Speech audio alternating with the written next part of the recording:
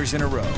All right, heading now over for another check of the forecast. And parts of California, here in Utah, we know we've seen lots of precipitation lately. Yeah, that we have, and I'm looking forward to this summer where we get those wildflowers. I'm sure the wildflowers this summer are going to look incredible in the mountains, but here's an incredible view right now in the mountains from Deer Valley, where you can actually tell there's a little bit of moisture falling from the sky, because as we've gone through today, our atmosphere has continued to moisten up in the northern half of the state because we have a storm system currently on the way, but the temperatures, they're still very much on the mild side of things. We're sitting at 53 degrees in Logan, 59 degrees in Ogden, 62 in Salt Lake after getting into the low 70s today.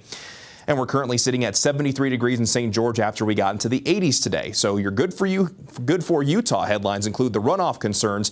The runoff concerns will ease a little bit thanks to cooler temperatures that are moving in behind the cold front tomorrow. But keep in mind, we still have that flood advisory for Emigration Creek that goes until late Wednesday morning. For tomorrow, we'll see scattered showers in northern Utah, and we'll see windy conditions across the state.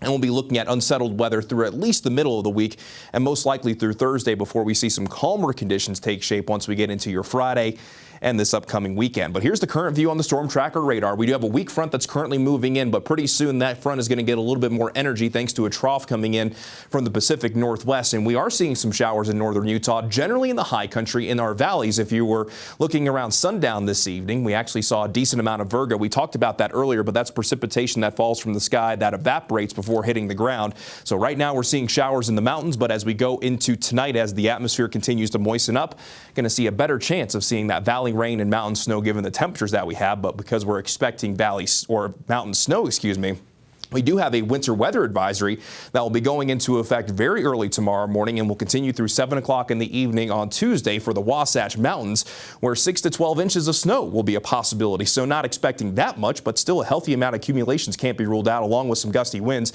Now, I don't think all of our northern mountains will see between 6 and 12 inches. I think generally we'll see between 2 and 8, but the Cottonwoods will definitely have that chance of seeing between 6 and 12 through Tuesday. Mountain valleys could see a trace to 3 inches, and on our northern benches in Cache Valley, generally expecting to see mainly rain, possibly up to an inch with mainly grassy and elevated surfaces if we do see snow. And in our northern Utah valleys, again, expecting mainly rain out of this particular system. But if you're traveling tomorrow, say in our canyons and in the high country in northern Utah, keep in mind you might run into periods of road snow and slush that could impact possibly even as early as the Tuesday morning commute. And ahead of this system, in the eastern portion of the state, we're expecting some pretty strong winds. Wind advisories going into effect tomorrow morning through tomorrow evening, stretching from the Uinta Basin all the way down towards the Glen Canyon and Lake Powell areas. We could see some gusts upwards of 55 miles per hour. The wind advisory that you see for northeast Nevada continues through tonight, but tomorrow across the entire state, it will be quite windy. So let's go ahead and begin the FUTURECAST. And as we go into tonight, that cold front will continue to make its way down towards the south, and seeing a pretty decent chance for showers in northern Utah throughout the overnight hours. But I think the best chance in northern Utah, including the Wasatch Front, will be from the late morning into the early afternoon. This particular FUTURECAST actually shows a pretty decent chance for that valley rain and mountain snow, stretching all the way from Juab County all the way up through Cache County. Then things could calm down a little bit going into Tuesday night into Wednesday morning as high pressure tries to briefly build in.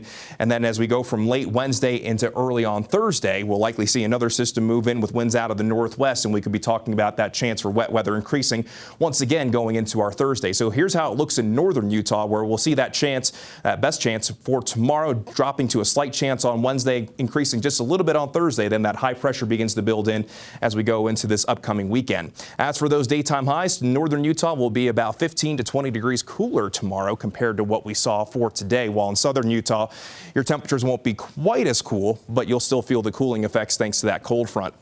But as we look at the 7-day forecast for St. George, daytime highs will go from the middle 70s tomorrow to the upper 60s on our Wednesday, looking to stay mostly dry south of I-70. Then temperatures warming back through the 70s over the weekend, should be back in the low 80s by Sunday into Monday. Then along the Wasatch Front, a good chance for showers tomorrow, a slight chance on Wednesday, then a slightly better chance on Thursday. Daytime highs near 50 degrees, overnight lows low to mid 30s. But then we're near 60 degrees on Saturday, upper 60s on Sunday, then right back to the low 70s this time next week.